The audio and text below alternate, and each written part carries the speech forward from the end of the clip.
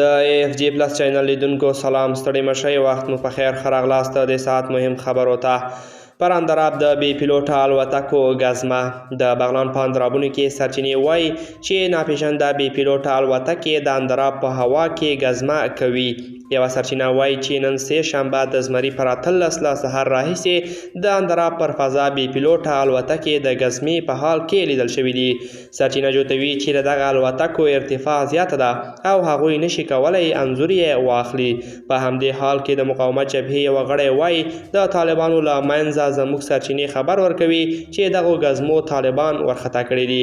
د ویلو دا چې کابل کې د القاعدې شبکې د مشر ایمن الظاهري له وژل کېدو وروسته افغانستان کې د بې پیلوټه امریکایي الوتکو ګزمې زیاتې شوي دي. تر دې مخکې د امریکا بې پیلوټه الوتکې د غزني او پکتیکا په فضا کې هم لیدل شوي دي. دوستان، دا و زموږ د نن ورځې چمتو کلی خبر. تر بیا ښه وخت.